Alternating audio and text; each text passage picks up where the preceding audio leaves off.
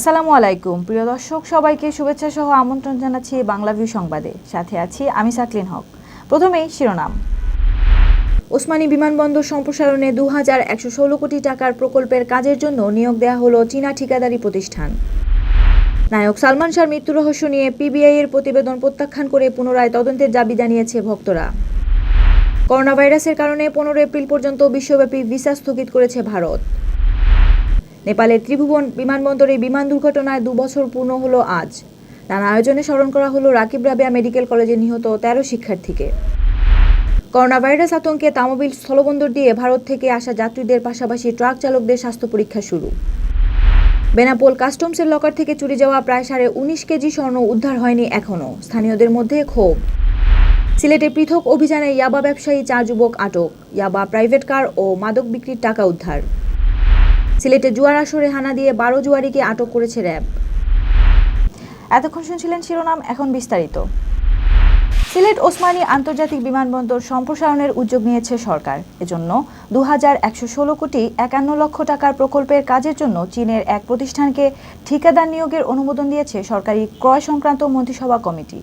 বুধবার সচিবালয়ে অর্থমন্ত্রী আহম মুস্তফা কামালের সভাপতিত্বে কমিটির বৈঠকে এ সংক্রান্ত একটি প্রস্তাবের অনুমোদন দেওয়া হয়। বৈঠক শেষে মন্ত্রিপরিষদ সচিব খন্দকার আনোয়ারুল ইসলাম এ তথ্য জানান।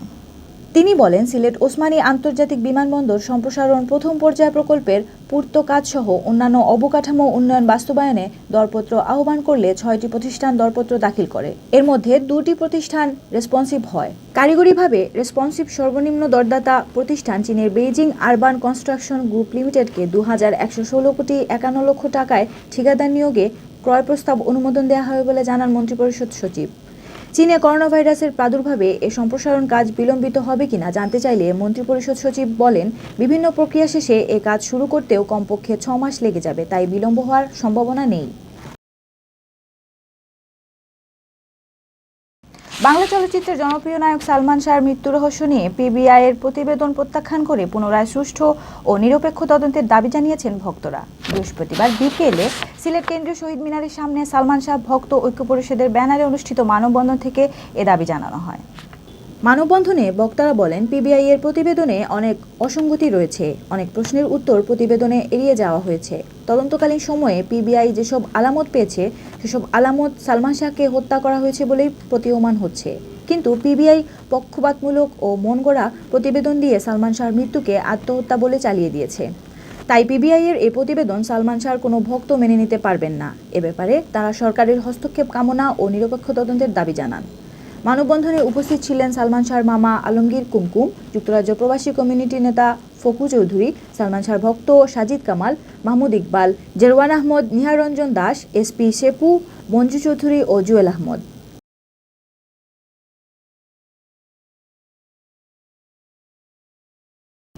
করোনা ভাইরাসের কারণে বিশ্বব্যাপী ভিসা স্থগিত করেছে ভারত। শুক্রবার রাত 12টা থেকে এ আদেশ কার্যকর হবে বলে জানিয়েছে ভারতের স্বাস্থ্য মন্ত্রণালয়।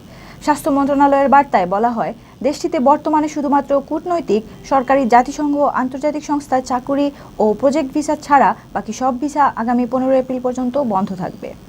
এ সময়ের মধ্যে যদি কোনো বিদেশি নাগরিককে বাধ্যতামূলকভাবে ভারতে যেতে হয় তাহলে তাকে নিকটস্থ ভারতীয় মিশনে যোগাযোগ করতে বলেছে দেশটির স্বাস্থ্য মন্ত্রণালয়।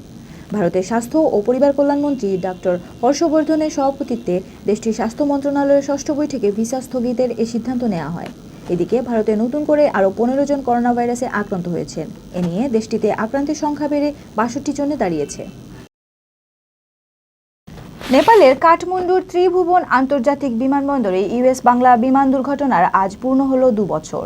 এই দুর্ঘটনায় 26 বাংলাদেশি সহ প্রাণ হারিয়েছিলেন 49 যাত্রী, যার মধ্যে ছিলেন সিলেটের জালালাবাদ রাকিব রাবেয়া মেডিকেল কলেজের 13 শিক্ষার্থী। ছুটিতে তারা জন্মভূমি নেপালে ফিরছিলেন। 2018 সালের ওই দিন দুর্ঘটনায় মৃত্যুবরণকারীদের মধ্যে ছিলেন রাকিব রাবেয়া মেডিকেল কলেজের শিক্ষার্থী সঞ্জন পৌডেল, সঞ্জনা মহারজন, নেগা মহারজন, অঞ্জলি শ্রেষ্ঠ, পূর্ণিমা লোহানি, শ্রেতা থাপা, মিলি মহারজন, শর্মা শ্রেষ্ঠ, আলজিরা বারাল, চুরু বারাল, সামিরা বেনজারখার, আশরা সখিয়া ও প্রিঞ্জি ধনী। আগের দিন পরীক্ষা শেষ হয় তারা একসাথে নেপালে বাড়ি ফিরছিলেন, কিন্তু জন্মভূমির মাটি স্পর্শ করার আগেই বিমান দুর্ঘটনায় প্রাণ হারান তারা। প্রিয় শিক্ষার্থী ও সহপাঠীদের হারানোর এই দিনটি আজ নানা আয়োজনে পালন করেছে জালালাবাদ রাকিব রাবেয়া মেডিকেল কলেজের শিক্ষক ও শিক্ষার্থীরা। করোনা ভাইরাস ছড়িয়ে পড়ার পর এতদিন কেবল সিলেটের তামাবিল স্থলবন্দর দিয়ে ভারত থেকে আসা যাত্রীদের স্বাস্থ্য পরীক্ষা করা হতো। তবে ভারত থেকে কয়লা, পাথর ও অন্যান্য পণ্য নিয়ে আসা ট্রাক চালকরা ছিলেন স্বাস্থ্য পরীক্ষার বাইরে। বুধবার থেকে স্বাস্থ্য পরীক্ষার আওতায় আনা হয়েছে চালকদেরও। বাংলাদেশ সীমান্তে প্রবেশের পরপরই তাদের স্বাস্থ্য পরীক্ষা নিয়ে পণ্য খালাসের অনুমতি দেওয়া হচ্ছে। তামাবিল স্থলবন্দর সূত্রে জানা গেছে, ভারত থেকে পণ্য নিয়ে আসা ট্রাক চালকদের হ্যান্ডহেল্ড থার্মোমিটার দিয়ে স্ক্যানিং করা হচ্ছে। বুধবার দুপুর থেকে এই স্বাস্থ্য পরীক্ষা শুরু হয়। আগে শুধুমাত্র যাত্রীদের স্বাস্থ্য পরীক্ষার জন্য নিয়োজিত ছিলেন 2 জন স্বাস্থ্যকর্মী। ট্রাক চালকদের স্বাস্থ্য পরীক্ষা শুরুর পর থেকে আরও 2 জন কর্মী বাড়ানো হয়েছে। এ ব্যাপারে গোয়াইনঘাট উপজেলা নির্বাহী কর্মকর্তা মোহাম্মদ নাজমুল সাকিব জানান, প্রতিদিন তামাবিল স্থলবন্দর দিয়ে শত শত চালক ট্রাক নিয়ে বাংলাদেশে আসেন। এতদিন তাদের স্বাস্থ্য পরীক্ষা করা হয়নি, কিন্তু করোনা ভাইরাস ছড়িয়ে পড়ায় বুধবার থেকে তাদেরকেও স্বাস্থ্য পরীক্ষার আওতায় আনা হয়েছে।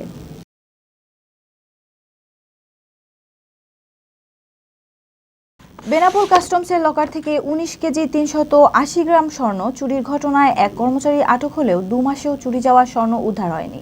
স্থানীয়দের অভিযোগ, কাস্টমস কর্মকর্তাদের অবহেলা ও গাফিলতির কারণে লকার থেকে স্বর্ণ চুরির মতো ঘটনা ঘটে। চুরির ঘটনার সাথে জড়িতদের দৃষ্টান্তমূলক শাস্তির দাবি জানাচ্ছেন তারা। বর্তমানে স্বর্ণ চুরির ঘটনা তদন্ত করছে সিআইডি। বেনাপোল থেকে মোহাম্মদ ইকরামুল ইসলামের প্রতিবেদন, জানাচ্ছেন রফিকুল ইসলাম কামাল। বেনাপোল সীমান্তের বিভিন্ন এলাকা থেকে উদ্ধার করা স্বর্ণসহ মূল্যবান সম্পদ জমা রাখা হয় কাস্টমস হাউজের লকারে।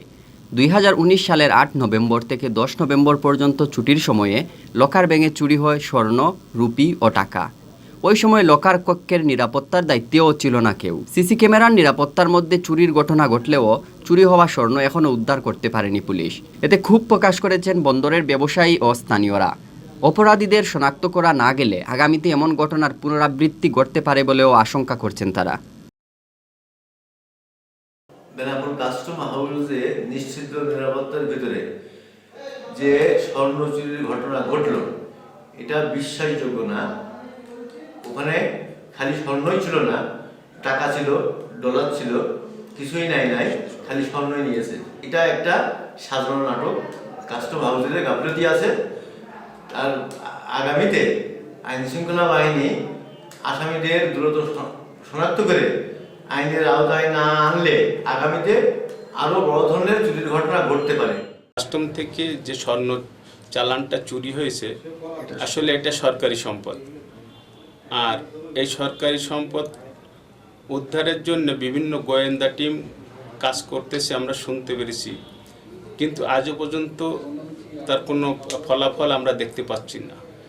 যেহেতু এটা সরকারি সম্পদ, সেহেতু এটা যেই জড়িত থাক না কেন তাদেরকে আইনের আওতায় এনে এদেরকে বিচারের সম্মুখীন না করা পর্যন্ত এই ধরনের দুর্ঘটনা আবারও ঘটতে পারে। স্বর্ণ চুরির ঘটনার পর কাস্টমসের 5 জনকে চাকুরিচ্যুত করা হয়। তথ্য প্রযুক্তির এ যুগে এতদিনেও চুরি হওয়া স্বর্ণ উদ্ধার না হওয়ায় বিস্মিত খুদ কাস্টমস কর্মকর্তারা।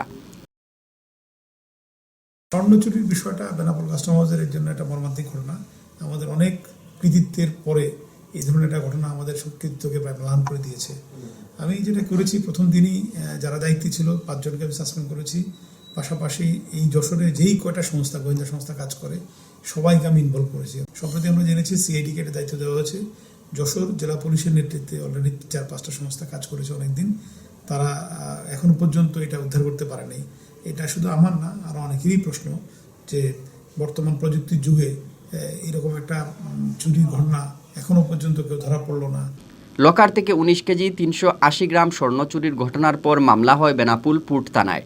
বর্তমানে মামলাটি সিআইডি তদন্ত করছে বলে জানালেন পুলিশের এই কর্মকর্তা। গত 9 নভেম্বর বেনাপোল কাস্টমসের অফিস থেকে 19 কেজি স্বর্ণ খোয়া যায়। শেষ সংক্রান্তে আমাদের এখানে মামলা হয়েছিল। বর্তমানে মামলাটা সিআইডিকে হস্তান্তর করা হয়েছে। গত 28 তারিখে সিআইডি বর্তমানে মামলাটা তদন্ত করছে। তদন্ত কর্মকর্তা সিআইডি ইন্সপেক্টর জাকির হুসাইন বক্তব্য দিতে রাজি হননি। তবে চুরির ঘটনায় ইতিমধ্যে গ্রেফতার হওয়া কাস্টমসের চুক্তিভিত্তিক কর্মচারী গুরুত্বপূর্ণ তথ্য দিয়েছেন বলে জানিয়েছেন তিনি। সিলেটে পৃথক অভিযান চালিয়ে ইয়াবা ব্যবসায়ী 4 যুবককে আটক করেছে র্যাব। তাদের কাছ থেকে উদ্ধার করা হয়েছে প্রায় 2000 পিস ইয়াবা, প্রাইভেট কার ও মাদক বিক্রির টাকা। বৃহস্পতিবার তাদেরকে আদালতে হাজির করার পর কারাগারে পাঠানো হয়। বুধবার রাতে নগরীর উপশহর থেকে 1 জন ও কানাইঘাট উপজেলার সড়কের বাজার এলাকা থেকে 3 জন ইয়াবা ব্যবসায়ীকে আটক করা হয়। বুধবার সন্ধ্যা 6:30টায় সিলেট নগরীর উপশহর এ ব্লকের 8 নং রোড থেকে 945 পিস ইয়াবাসহ জালালউদ্দিন নামের এক মাদক ব্যবসায়ীকে আটক করে র্যাব। সে জকিগঞ্জের গঙ্গাজল গ্রামের মঈনুদ্দিনের ছেলে। তার কাছ থেকে মাদক বিক্রির 64,670 টাকা উদ্ধার করা হয়। এদিকে বুধবার সন্ধ্যায় কানাইঘাটের সড়কের বাজার এলাকা থেকে 970 পিস ইয়াবাসহ 3 জনকে আটক করে র্যাব। তাদের কাছ থেকে একটি মোটরসাইকেল ও মাদক বিক্রির 1,150 টাকা উদ্ধার করা হয়। আটককৃতরা হল কানাইঘাট উপজেলার ছোটফোদো গ্রামের শাহিন আহমদ, এরালেগুল লোহাজুরির স্বপন আহমেদ ও একই উপজেলার নক্তিপাড়ার নাহিদ আহমদ। সিলেটে জুয়ার আসরে হানা দিয়ে 12 জুয়ারিকে আটক করেছে র্যাব। তাদের কাছ থেকে উদ্ধার করা হয়েছে জুয়া খেলার সরঞ্জামাদি ও নগদ টাকা। বুধবার রাত 11টায় দক্ষিণ সুরমার কদমতলী বালুর মাঠে পরিত্যক্ত একটি ঘরে অভিযান চালিয়ে তাদেরকে আটক করা হয়।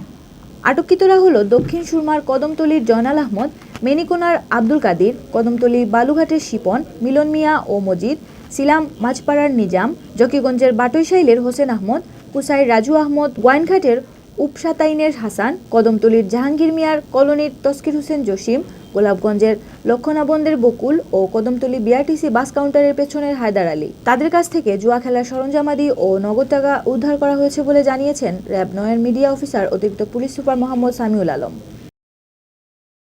এতক্ষণ শুনছিলেন বাংলাভিউ সংবাদ।